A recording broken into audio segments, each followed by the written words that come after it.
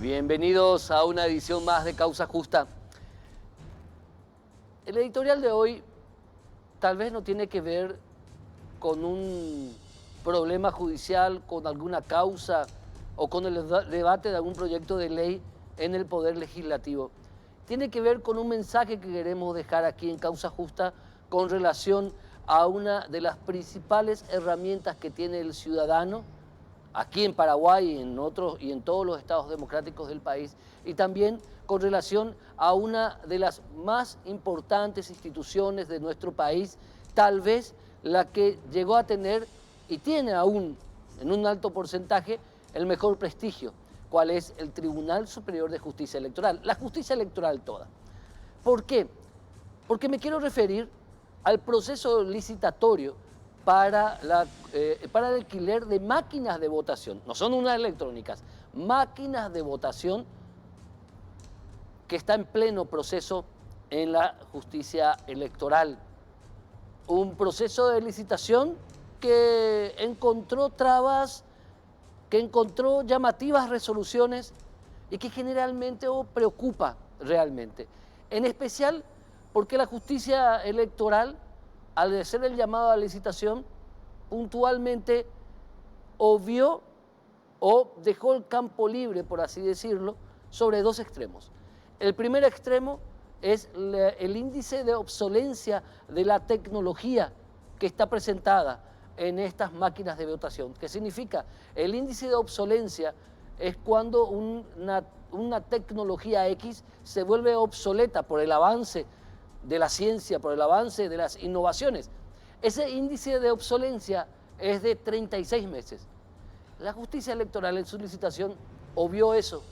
También obvió con respecto a exigir experiencias en elecciones masivas, nacionales, por ejemplo.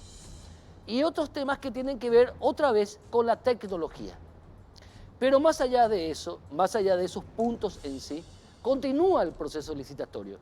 Hay un discurso político que indica de que hay que observar atentamente lo que está sucediendo en este proceso licitatorio. Lo que yo quiero decir puntualmente es lo siguiente: procesos licitatorios aparte, discursos políticos aparte, lo que debe primar es el interés de defender con toda la fuerza, con todo el celo posible al voto. Ese voto que en nuestro país ha de alguna manera hecho desarrollar la democracia, imperfecta por cierto, pero perfectible al menos, que tenemos y que la vivimos en nuestro país. Defendamos el voto, defendamos que a través de este proceso licitatorio no se, obviamente, ataque este proceso o, presuntamente, no se ataque al voto como un derecho legítimo. El voto, procesos licitatorios aparte, decisiones institucionales aparte, debate o polémica política aparte, debe ser defendido ¿por quiénes? Por nosotros los ciudadanos. Somos nosotros los ciudadanos los que debemos tener celo para que realmente nuestro voto sea protegido como una herramienta básica, elemental y sustancial del ejercicio democrático, de la vida democrática. En esta democracia, insisto, que basamenta una república imperfecta, pero por lo menos es la que tenemos y es a la que la debemos defender. A la vuelta del corte, el primer tema del día de hoy.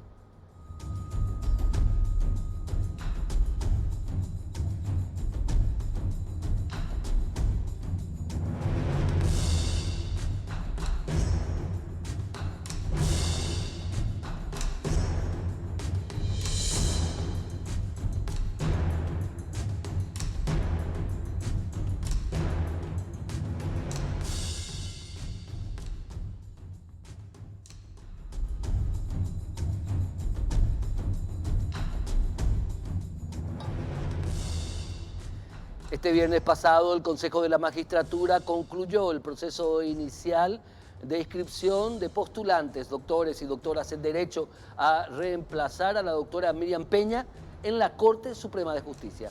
Hoy nos acompaña el doctor Carlos Cabrera, representante del Poder Ejecutivo en el Consejo de la Magistratura, para hablar no solamente de este proceso, sino, por un lado, del nuevo reglamento que está siendo aplicado que tiene un muy interesante examen, muy duro, por cierto, según adelantan, va a ser, pero también cuál es la visión de los miembros del Consejo o del Consejo de la Magistratura como institución con relación a los que integran o se postulan para integrar la magistratura. Doctor Carlos Cabrera, ¿cómo estás? Bienvenido. Al contrario, muchas gracias a vos, Héctor, por la invitación, por este espacio.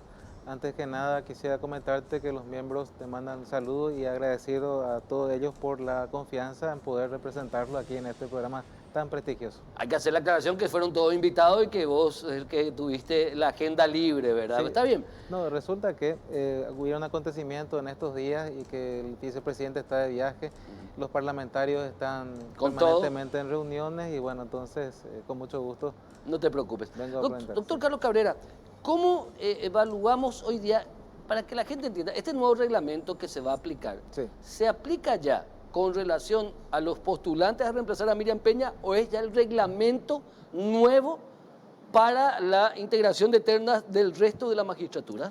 No, básicamente el reglamento para el Consejo de la Magistratura es un reglamento especial para el cargo que estamos llamando que es el Edicto 8. Para los otros cargos, normalmente de jueces, fiscales, tenemos un reglamento general para ese efecto. A tal punto que este reglamento es un reglamento nuevo que viene de alguna forma a sustituir los anteriores en ese famoso juego de prueba-error de que las circunstancias van cambiando permanentemente, la sociedad quiere otra cosa y creemos que en este nuevo reglamento pudimos engranar todos los cuestionamientos, todas aquellas dudas que la ciudadanía, los medios de prensa querían que tenga este proceso para la elección de Corte Suprema de Justicia y esperemos que pase la prueba. Básicamente, para hacer un resumen, este reglamento tiene 3 etapas. La primera es la de idoneidad, que básicamente son los méritos académicos, la experiencia profesional, las disertaciones, y dentro de esta primera etapa de idoneidad se encuentra lo que llamamos el examen de conocimientos generales y específicos. Que va a ser particular este examen. Es ¿Por qué? particular, es la primera vez que se hace en todos los tipos de llamados que se han hecho para Corte Suprema de Justicia, pero lo que buscamos nosotros no es hacerle una prueba de derecho a los que son doctores, Obvio. sino que básicamente es tener una herramienta para ellos mismos en el caso que ocupen el cargo, ya que los temas que van a ser tratados son más bien los referidos a la Corte Suprema. Vamos a decir, Constitución Nacional de lo que se refiere a la Corte Suprema de Justicia, Código de Ética de la Corte Suprema de Justicia, el reglamento interno de la Corte Suprema de Justicia y el Código de Organización Judicial. Entonces, Qué interesante. sí, Es que es cuestiones de procesal penal, no. porque a doctores y Por doctoras en eso, Derecho me le va a estar haciendo examen al respecto. no tiene ninguna razón de ser. Es con respecto a la funcionalidad A de la la Corte. funcionalidad, la persona que va a ejercer el cargo que ya tenga las herramientas suficientes de conocimiento de la institución a la que va. Y si realmente pueden obtener los 20 puntos que tiene este examen, podemos decir que la persona se encuentra ampliamente capacitado con conocimiento previo y no al momento de sentarse tratar un poco de analizar este tipo de cuestiones. Pero no se dio la cantidad de postulantes como en llamados anteriores para ocupar la Corte Suprema de Justicia. Muchos dicen que se debe a este examen. Algunos dicen que sí, pero yo debo aclararte, Héctor, que yo creo que es más bien una formación un poquitito tendenciosa que se dio ya desde el comienzo del proceso, porque nosotros hemos tenido para el edicto del 3, 44 postulantes, para el siguiente 52 postulantes, para el siguiente 44 y para el último 38. Si nosotros restamos que son 4 los postulantes que ya están ejerciendo actualmente ya el cargo de Corte Suprema de Justicia, el parámetro que nosotros teníamos, que de 30, 35 aproximadamente de postulantes que se vienen a presentar, es el porcentaje que estamos acostumbrados a tener en este tipo de concursos. Es el porcentaje ideal, ¿verdad? Ahora, ¿cómo este examen, no es solamente este examen, no es también la carga académica de los postulantes? ¿Qué más buscan ustedes? Lo que ¿Qué más? ¿Cuál es dentro de sí. del Consejo? Seguro que ustedes se ponen de acuerdo y dicen, bueno, políticamente, porque esta es una elección política, la Sí. integración de la terna ya es un hecho político. Claro. Entonces ustedes, desde este hecho político, para ustedes, desde el análisis que puede ser llamado subjetivo, ¿ustedes qué tipo de ministros o ministras quieren? Lo que nosotros queremos es ministros que tengan coraje, que tengan probidad, es decir, que tengan valores probados, que no le tiemble la mano al momento de tener que realizar ningún tipo que no sea ante ningún tipo de presión. Y cómo queríamos hacer nosotros esto, y lo estamos reprisando en este reglamento, es que prácticamente todo este reglamento tiene parámetros objetivos, Héctor. Porque como te dije, lo primero es la parte académica, que tiene 60 puntos. Luego tenemos las audiencias públicas, cuya novedad es que nosotros con indicadores objetivos vamos en el acto, terminado el acto de la audiencia pública, ya vamos a dar el resultado con los miembros que se encuentren presentes. Ya no como las anteriores circunstancias en donde tuvimos muchas quejas de parte de la prensa y postulantes de que había miembros que eventualmente no podían asistir a la audiencia pública. Sin embargo, nosotros puntuábamos al momento posterior con los miembros que incluso no estaban presentes en ese acto. Eso no, tal vez no era justo. Básicamente es lo que nosotros considerábamos que era correcto en ese momento, puesto que como tenemos estos medios modernos de comunicación, también le proveíamos a los miembros todas las grabaciones y todas las situaciones que se desarrollaban. Pero atendiendo al reclamo y con un criterio de inmediatez, decidimos que estas audiencias públicas tengan también ese carácter. Y al final tenemos una llamada evaluación integral, porque es muy difícil, Héctor, poder establecer ese parámetro de la notoria honorabilidad. Y entonces con parámetros objetivos que se encuentran ya publicados en la página web del Consejo, nosotros vamos a analizar en 20 puntos el análisis de todas las etapas de los procesos, de tal forma que en los 100 puntos, que es el total, podamos nosotros encontrar la persona adecuada a lo que estábamos buscando. Y una novedad importante, que de esos 100 puntos, los que van a ser posiblemente ternados son los que alcancen 70 puntos, que ya es un nivel alto. Fíjate que 60 puntos en cualquier tipo de examen es 2, y los que cumplan 70 puntos van a ser los que van a tener la posibilidad de ser ternados. ¿Qué pasa si son más de 70 puntos? O sea, perdón, ¿qué pasa si más de 3 alcanzan 70 puntos? Y son los que van a tener, los que van a estar a consideración de los miembros para hacer la terna. Ah, entiendo. Pueden haber 10, pueden haber 11. Claro, entiendo. Los que lleguen a 70 puntos ya son ternables. Ya están ternables. Ahora bien, vos me estás dando examen en un elemento objetivo. Sí. Medición de la audiencia pública que se va a hacer en parámetros objetivos también. Que tenemos indicadores. Indicadores objetivos. Prestancia, sí, discurso. Tal cual. Entonces seguro que le van a puntuar del 1 al 10 o del 1 al 5. Del 1 al 5, en penta. Perfecto, ahí sacando un promedio. Sí. Eso va a sumar 70%. Sí. Pero después está el 30%, que es el más relevante de todo, y que es el real. Sí. El 30% es el análisis subjetivo, por así decirlo, que tal vez no puede ser subjetivo, sino es realmente objetivo, un planteamiento objetivo de un Héctor Alegre, miembro del Consejo de la Magistratura. Un Héctor Alegre, miembro del Consejo de la Magistratura, que dice, le tengo a 10 candidatos que tienen 70 puntos, pero ¿qué yo quiero como ministro de la Corte Suprema de Justicia? Que haya equilibrio entre izquierda y derecha. Hoy día tenemos 5 de la izquierda y tenemos 3 de la derecha. O sea, 5 ministros progresistas y 3 ministros de la derecha. Así tenemos 8. Entonces yo pienso, como Héctor Alegre, miembro del Consejo, quiero uno que sea de la centro derecha. Entonces busco eso. Es el análisis subjetivo que es el real. Ese punto, ¿cómo va a ser analizado por ustedes? Porque si no, mi querido doctor, esto va a ser directamente una carrera otra vez de papeles, doctor. Va a ser una carrera de idoneidad. Y la idoneidad no te garantiza capacidad realmente. La idoneidad no te garantiza prestancia, no te garantiza efectividad en el cargo. Creo que no me estoy equivocando si digo eso, doctor. Bueno, antes que nada, Héctor, yo quiero que sepa que esto es un proceso.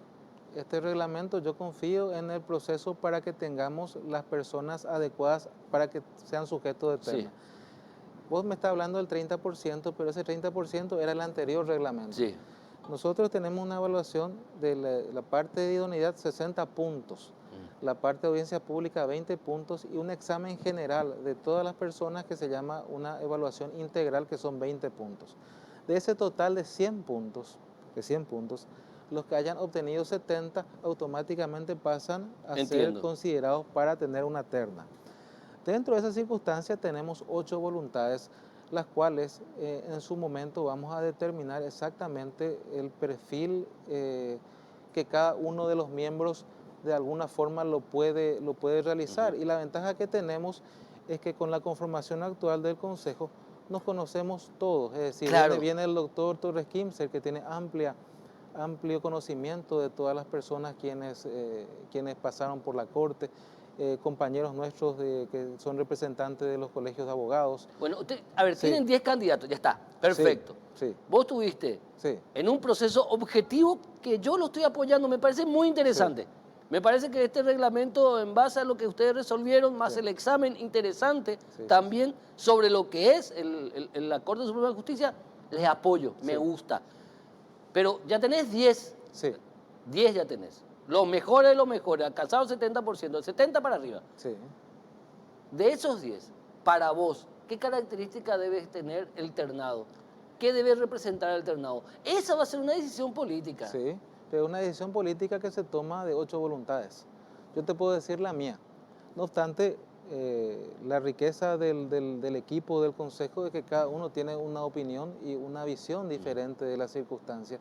Y esa amalgama de personalidades ha tenido lo que yo puedo llamar un examen de probidad ya al Consejo, porque el resultado de las personas quienes nosotros hemos elegido hasta el momento nunca ha sido criticado. Se ha criticado partes del proceso, se ha criticado partes en donde nosotros entendíamos que teníamos de alguna forma que puntuar las audiencias públicas en un momento determinado. En un momento determinado también de tener cierta reserva en audiencias para poder tratar puntuaciones.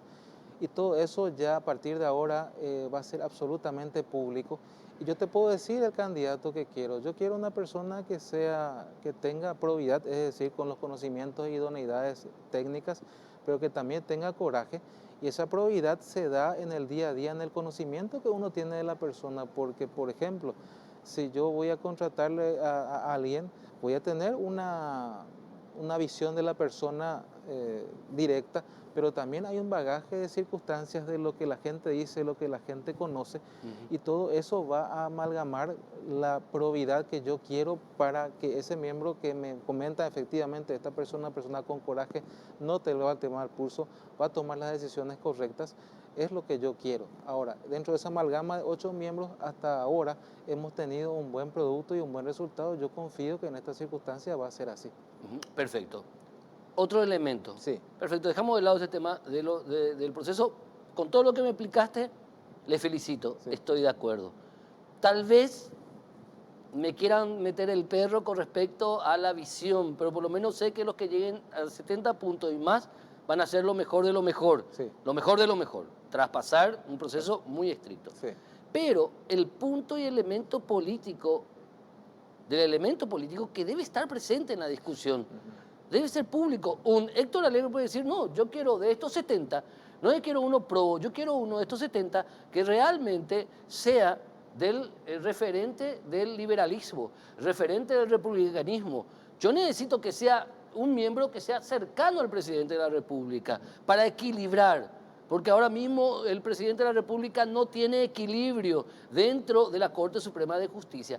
Y vamos, ese es el debate político que también está presente. Y bueno, es el debate que sabiamente los constitucionalistas lo eligieron de la forma en que estamos conformados dentro del Consejo. Y ese debate se va a tener que dar seguramente en el momento de la elección de la terna, y la ciudadanía va a tener participación porque todo el proceso ya como un principio está establecido en cuanto a la publicidad. Y cada uno de los miembros va a poder expresar la postura que tuviese públicamente. El día que ustedes, todo va a ser público, y el día que integren la terna, cada me va a decir, yo prefiero a este por este. Claro, es público, es decir, los miembros van a tener libertad de expresar todo su pensamiento con respecto a lo que ellos realmente quieren y a lo que yo quiero eventualmente para poder ternar de esa persona que está en el 70%. Doctor Carlos Carrera, en una próxima visita, vos o otro miembro del Consejo, vamos a hablar de lo que ustedes como miembros del Consejo quieren de la magistratura en general, Claro. de los organismos inferiores, de los cargos inferiores, de los fueros. ¿Qué tipo de magistrados y magistradas quieren? Sí. ¿Te parece? Con mucho gusto. Muchísimas gracias, doctor Carlos Cabrera, y muchísimo éxito Sí. en este proceso, ¿verdad? Sí, y yo quisiera acotar algo. Sí. Mucho se dice del Consejo de la Magistratura, pero quiero que sepas que la parte positiva que podemos nosotros decir tanto de todo el cuerpo de funcionarios que están trabajando con nosotros día al día y el cuerpo de compañeros que tenemos, es que hemos dado resultados. 4 miembros de corte, una fiscal general del Estado, defensora general. Estamos en más de 600 ternas actualmente y hemos alcanzado un nivel de justamente lo que me mencionaste, de que estamos al día prácticamente en el año 2019, cosa que no se daba nunca. Nunca. Perfecto. Entonces yo espero que en este proceso tengamos la posibilidad de demostrarte tanto a vos como medio de prensa como a la ciudadanía que realmente esta terna va a ser bien conformada. Doctor Carlos Cabrera, muchísimas gracias, Muchas querido. Gracias por el espacio. El doctor Carlos Cabrera, representante del Poder Ejecutivo ante el Consejo de la Magistratura. A la vuelta del corte vamos a tener una de las voces de uno de los casos más polémicos, tal vez, en los últimos tiempos en nuestro país. A la vuelta del corte.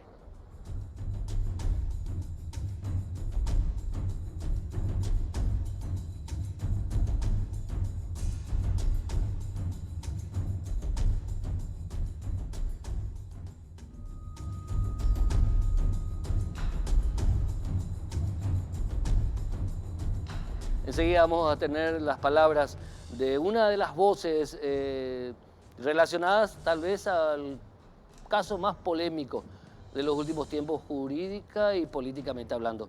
Pero ahora vamos a hablar de un tema igual de importante que afecta a miles de ciudadanos paraguayos que por no poder pagar deudas o estar en mora son objeto prácticamente de hechos que rayan lo extorsivo o recuerdan a la Chicago de los años 30. Nos acompaña el doctor Carlos Cuchonal, especialista en la materia y también una persona que muchas veces advirtió con respecto a la amplia forma o impune forma de actuar de muchas de estas agencias de cobro, entre otras cuestiones. Doctor Carlos Cuchonal, bienvenido.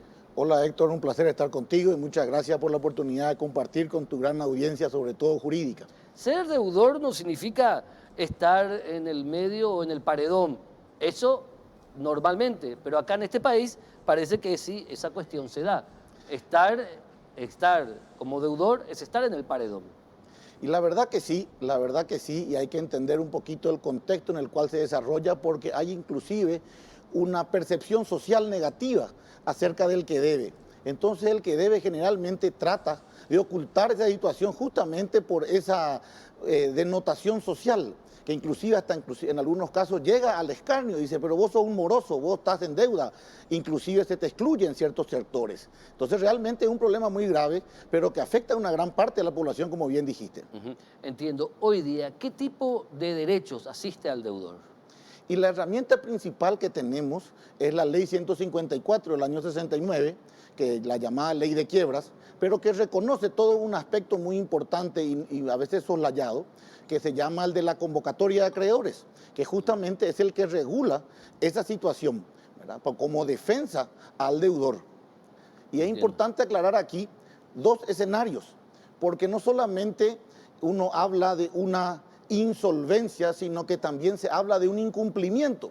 Muchas veces esa insolvencia puede estar dada no por la falta de activo o de patrimonio, sino porque pueden haber ocurrido algunos hechos que han variado la situación y que hacen de que un deudor que en un momento dado tuvo la capacidad de pago, posteriormente esa situación haya cambiado y no tiene una salida legal. Justamente esa es la salida que nos ofrece la Ley 154. Ahora, esta Ley 154 tiene que ver también con un escenario que se debe plantear, que es el derecho que debe asistir a los clientes, el derecho del consumidor, ¿verdad? Porque la famosa letra chiquita también. Bueno, hay que entender una cuestión que es muy particular de la Ley de Quiebras, la Ley 154. ¿En qué sentido? En que premia la buena fe.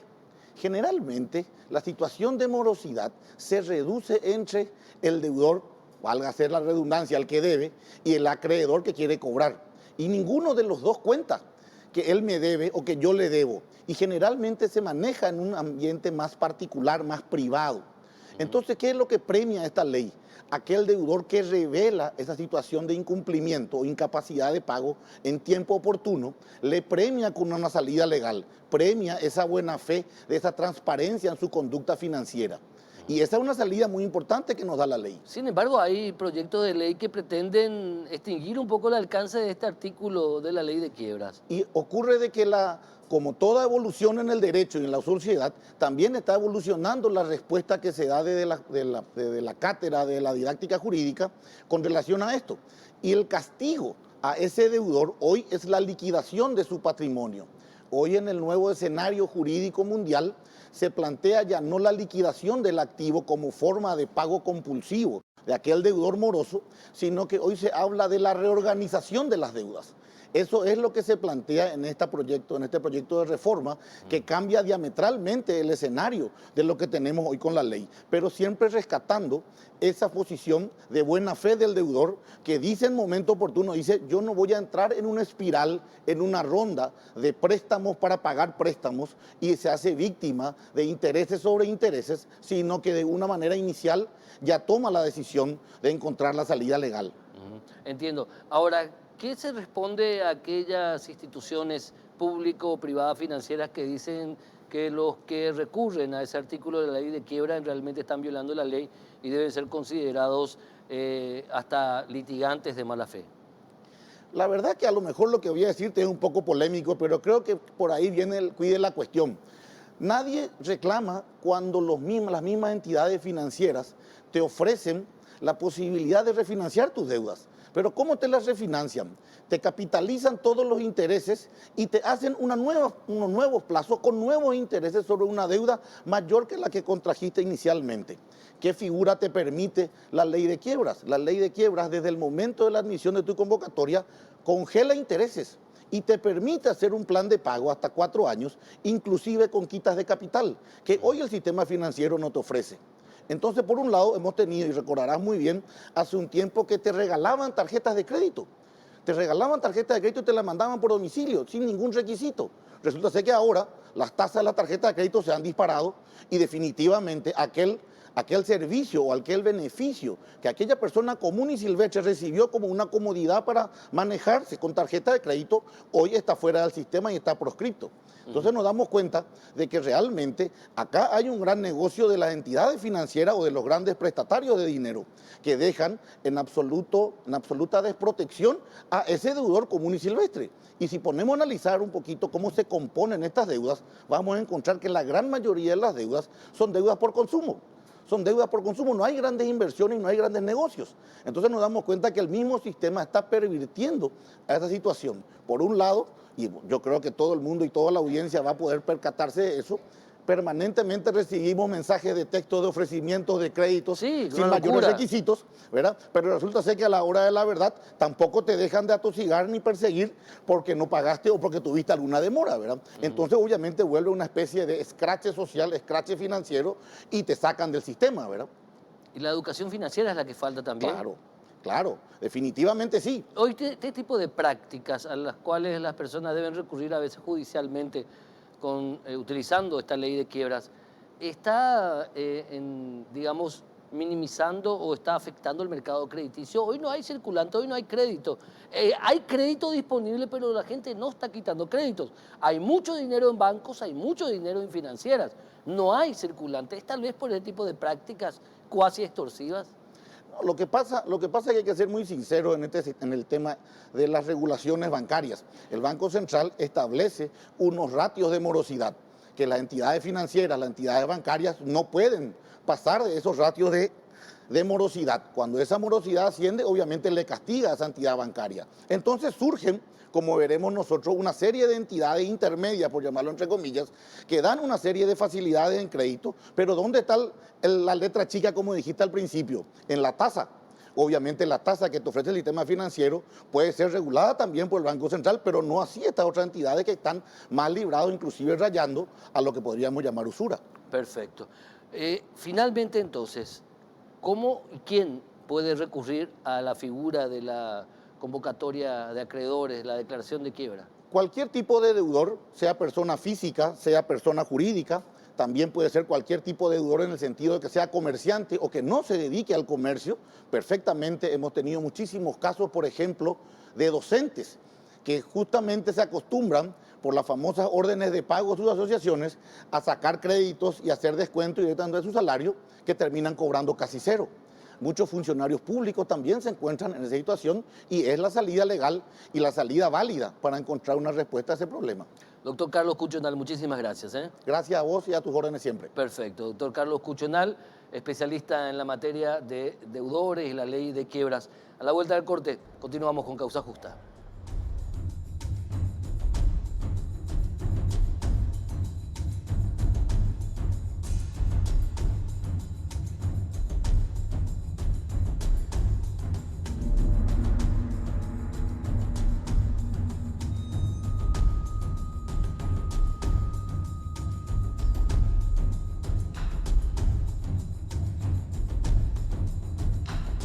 Como habíamos dicho, tenemos hoy, más que la voz, las voces de uno de los casos jurídicos y hasta políticos más relevantes de los últimos tiempos y que explotó a mediados de esta semana.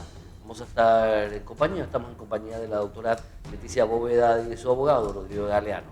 Esto es para ver un poco la otra parte de esta historia y también un elemento principal. Con esta imputación, o más que imputación, este proceso abierto en el Brasil se debate en dos extremos. El primer extremo, ¿está en juego el ejercicio de la defensa en el Paraguay? Y en segundo punto, delitos presuntos, hechos, violatorios de la ley penal, cometidos en el Paraguay, si se fueron cometidos, ¿por qué tendría un juez o un fiscal brasileño jurisdicción en nuestro país? Estos dos temas vamos a dialogar con la doctora Leticia Bóveda y el doctor Rodrigo Galeano.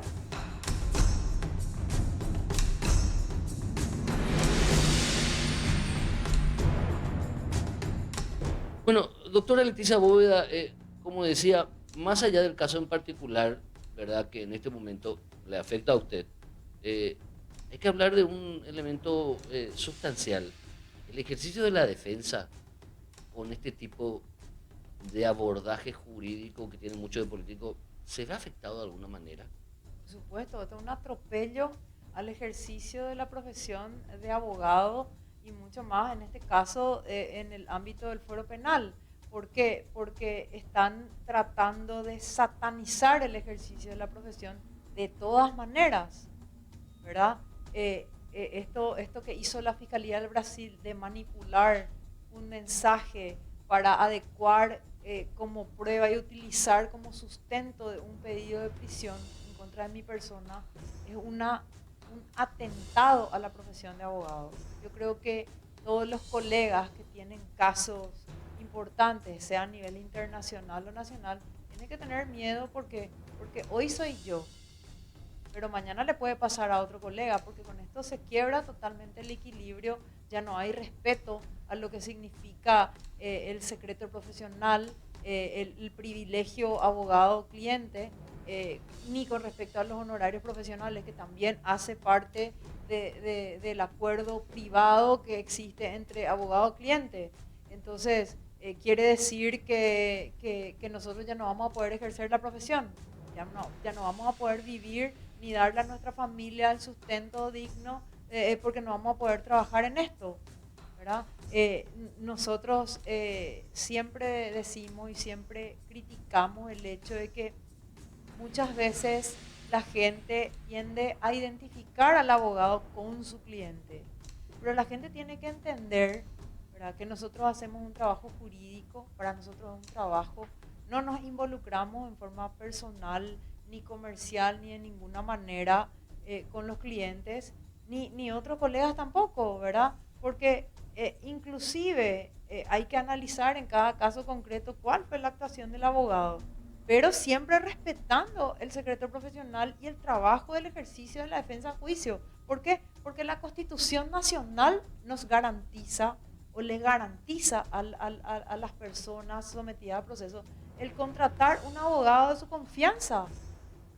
Y nosotros, al ser contratados como abogados para tratar casos penales, también tenemos derecho, también estamos amparados por el secreto profesional en todos los ámbitos.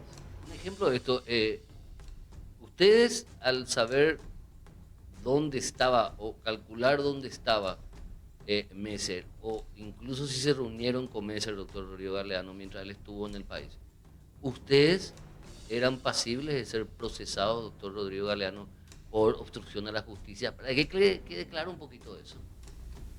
En primer lugar, nosotros nunca supimos dónde estaba físicamente el señor Darío Messer. En segundo lugar, nosotros como abogados estamos obligados por el secreto profesional a resguardar ciertas informaciones para garantizar justamente ese ejercicio del derecho a la defensa. Porque si no sería imposible, ninguna persona que tenga un proceso penal en curso podría ni siquiera tener la posibilidad de contratar un abogado. Entonces, evidentemente que nosotros estamos amparados por una causa de justificación que tiene rango constitucional, por tanto no nos pueden atribuir la comisión de ningún hecho punible que esté relacionado con el ejercicio de la defensa de una persona. Ustedes se dan cuenta que en esto ustedes son prácticamente el eslabón más pequeño, más débil de algo que, digamos, tiene que ver hasta con una situación de Estado. ¿Ustedes se dan cuenta de eso? Acá lo más grave es que se manipuló los mensajes de texto para atribuirle responsabilidad penal a la doctora Leticia Bóveda. Eso es lo más llamativo. ¿Por qué el Estado brasilero, en este caso a través del Ministerio Público, ejerce de manera arbitraria el ius puniendi, manipulando no solamente los mensajes de texto, sino también la información? Porque acá hay una manipulación patente de la información, con el único afán de perjudicarle a Leticia Bóveda y tratar de sustentar una imputación en su contra, que además de ser absolutamente ilegal, también está fuera de la competencia de la justicia brasilera, porque aún en el caso que se hayan producido esos hechos que ellos sostienen en su imputación, los mismos ocurrieron en la República del Paraguay. Entonces ellos tenían la obligación, en el peor escenario, de formular la denuncia correspondiente ante las autoridades paraguayas, y que sean las autoridades paraguayas las que diluciden si ocurrieron o no ocurrieron los hechos, pero no sacar una orden de captura internacional contra una ciudadana paraguaya que lo único que hizo fue ejercer la profesión de abogada. Eso es absolutamente ilegal. Eso se debería debatir también, ¿verdad? Más allá del caso en particular que vive en el expediente, pero lo que se ve de afuera es un debate que tiene que ver, insisto, con esto, con la cuestión relacionada al ejercicio de la defensa, que es parte del Estado de Derecho. Porque al menos yo lo observo así, porque decían, pero ¿por qué Messer va a tener que tener abogados defensores? Porque eso, o sea, el abogado que defiende a delincuentes es igual de delincuente.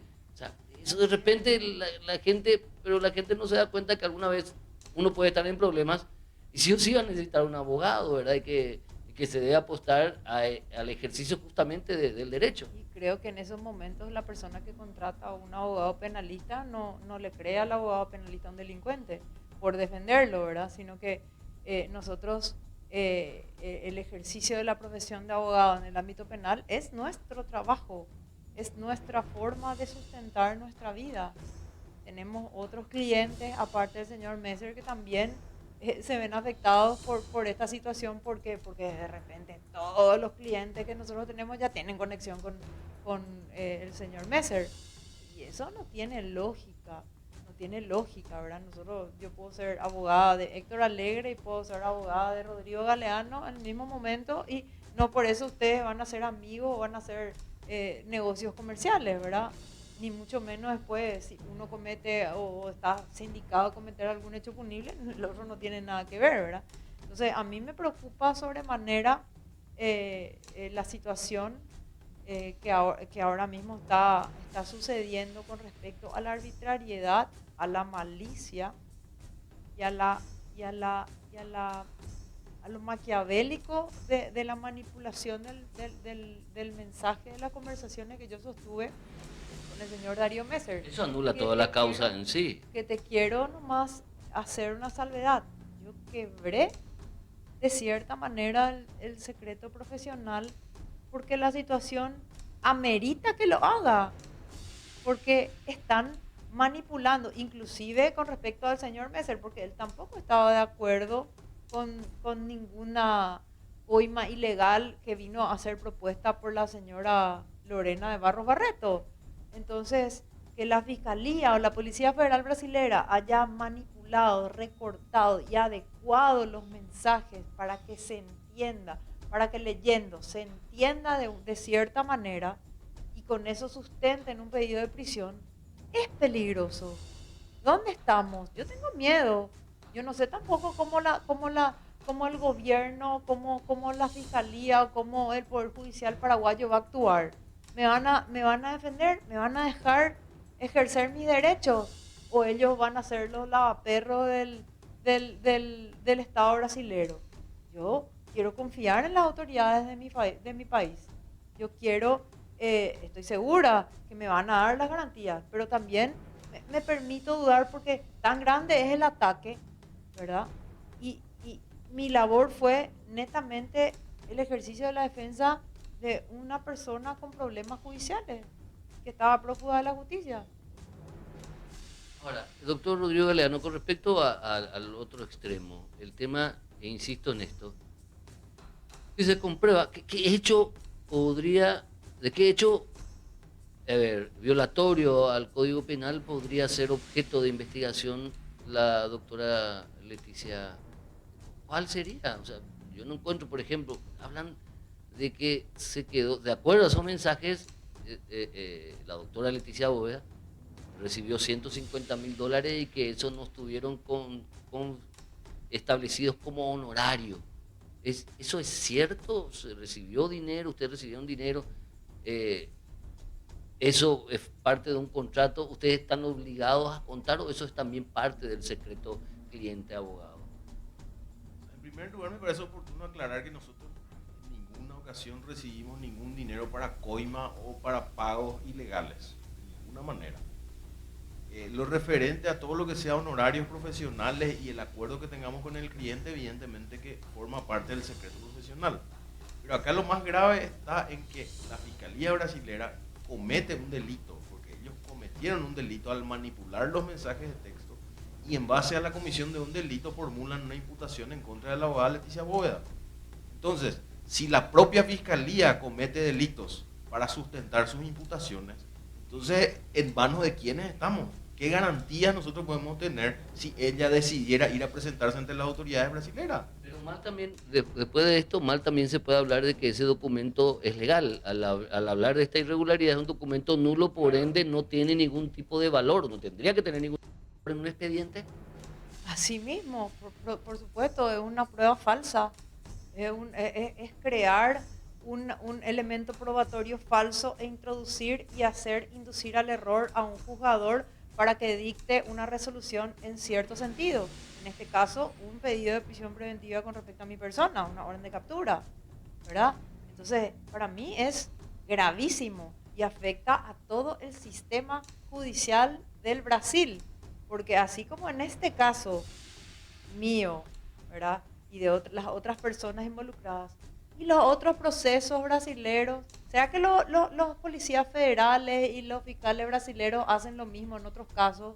Recortan, crean, y no todas las personas por ahí tienen forma de defenderse y siempre señalan, porque generalmente sucede que uno señala porque vos sabés que eso está amañado, que es falso, pero no tenés un elemento físico para probar, ¿verdad? ¿Será que todas las personas tienen, así como yo tengo la gracia de Dios de tener los elementos que me permiten probar que esos mensajes fueron adulterados, que ese mensaje fue recortado, que ese chat fue amoldado a la postura que quería, que le convenía a la Fiscalía brasilera presentar al juez para que el juez dicte conforme a lo que ellos solicitaron, ¿verdad? O sea, está en juego toda la credibilidad del sistema de justicia brasileño. Así de grave, analizando ese punto de vista, estamos hablando de algo mucho más grave, de una extensión más grande. Y si una autoridad judicial, si una autoridad fiscal de un país tiene la potestad, porque ellos tienen la tecnología, tienen la estructura, tienen el dinero, tienen los recursos para hacer este tipo de mamotretos, ¿será que juegan limpio en todos los casos? Porque así como me hicieron a mí, ¿qué será que le hacen a los demás? En otros casos, o en este mismo caso, las demás pruebas, ¿verdad? Finalmente, doctor Rodrigo Galeano, hasta ahora solamente estamos hablando de cuestiones mediáticas, de declaraciones, de documentos, uno de 40 y tantos páginas y otro de 24 páginas que relata una serie de hechos, pero de algo formal, en el marco de un expediente, al menos por las vías legales, constitucionales, vía exhorto, aún no ha llegado al país. O sea, entonces, jurídicamente estamos hablando de nada. Así mismo, jurídicamente estamos hablando de nada. Hasta ahora no llegó ninguna comunicación formal. Pero paralelamente a eso, yo creo que si Brasil fuera un país serio, ya tendría que haber investigado de oficio la manipulación de las pruebas que hicieron en contra de Leticia Bóveda. En un país serio, así se actúa. No se pueden fraguar pruebas, no se pueden manipular pruebas. Y de verdad, yo pensaba que la Fiscalía Brasilera era mucho más seria. Yo pensaba que esos reclamos que venían haciendo muchos ciudadanos alegando la falta de objetividad de la Fiscalía Brasilera eran simples discursos interesados. Pero después de vivir en carne propia a través de mi colega Leticia Bóveda, me doy cuenta que efectivamente la Fiscalía Brasilera carece absolutamente de credibilidad y es capaz de cometer hechos punibles para sustentar imputaciones. Finalmente, ya para despedir el programa, el agradecimiento a los dos, doctora Leticia, doctor Rodrigo. ¿Ante qué escenario futuro estamos? Realmente yo, aparte de tener miedo, de estar preocupada por mi seguridad, la seguridad de mi familia, de mis colegas, del estudio jurídico, realmente voy a esperar a ver cómo actúa la justicia paraguaya, cómo el Estado, espero que proteja a sus ciudadanos paraguayos, ¿verdad? Que trabajamos libremente en este país y de buena manera. Espero que custodie y que nos proteja como Estado, nos proteja como ciudadanos y se hagan cumplir las leyes, que nos dejen, o sea, que me dejen ejercer mis derechos conforme lo establece la Constitución y las normativas penales de nuestro país. Eso es lo que yo exijo del Estado y realmente mucha gente me llamó, me pidió que me cuide, que cuide mis teléfonos, que son la prueba, que me pueden robar, que me pueden borrar de forma remota, sí. todas las pruebas que tengo, ¿verdad? Porque justamente esto no le conviene a la Fiscalía Brasilera, que ellos también tienen su estructura, ¿verdad? Yo no sé lo que la Fiscalía Brasilera qué represalia puede tener contra mí, ¿verdad? Entonces, tengo miedo y voy a estar expectante ante alguna notificación oficial que me venga sobre algún proceso aquí en Paraguay. Muchísimas gracias, doctora Leticia Bóveda, doctor Rodrigo Galeano. Y bueno, lo que decíamos, lo que indicábamos, el testimonio de ambos profesionales del derecho. Y con relación a este punto también es importante, esto que se denuncia es grave, la manipulación de documentación pública presentada como parte de un proceso judicial, pero también el ejercicio de la defensa es un ejercicio que está garantizado por la Constitución Nacional y ampara el siguiente concepto: sin la defensa no hay Estado de Derecho, sin Estado de Derecho lo único que hay es dictadura, es el poder del más fuerte contra el más débil. Es por eso importante seguir manteniendo y defendiendo este Estado de Derecho, base del republicanismo en el cual nuestro país sigue viviendo desde el principio de su fundación. Nos vemos el próximo domingo. Ha sido realmente un placer. Chao.